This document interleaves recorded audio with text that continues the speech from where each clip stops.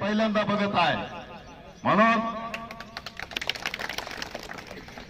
सर्व कर्मचाऱ्यांना एकच विनंती आहे, शासन आपल्या कायद्याचा वापर करेल। शासनाने मेस्माचं पुनर्जीवन केलं आहे, तरी कोणीही घाबरून जाता कामा नये। आपला हा संप बेमुदत आहे। जुनी पेन्शन जोपर्यंत लागू होत नाही तोपर्यंत हा संप चालूच राहणार आहे। त्याचप्रमाणे कोणीही, आता शाळा असो, माध्यमिक असो, प्राथमिक असो, कोणीही आपली मागणी मान्य होईपर्यंत शाळेवर जायचं नाही। कोणीही शिक्षकांवर दबाव आणायचा नाही।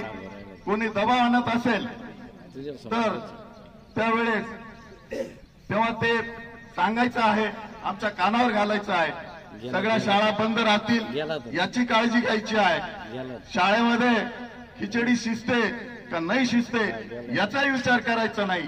आपली आता एकच मागणी, जुनी एकच मिशन, जुनी पेन्शन।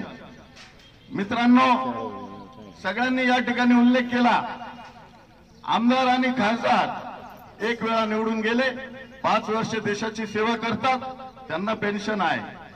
आपण 30-35 वर्ष सेवा करतो, आपल्याला पेन्शन नाही। पेन्शन ही म्हातारपणाची काठी आहे।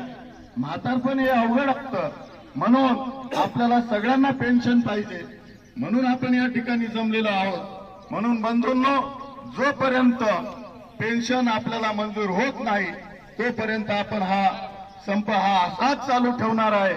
बाकीचे वक्तेही बोलणार आहे। त्यामुळे सर्वांना आवाहन करतो, जोपर्यंत मागणी आपली मान्य होत नाही तोपर्यंत संप हा कायम राहील। जय हिंद, जय भारत।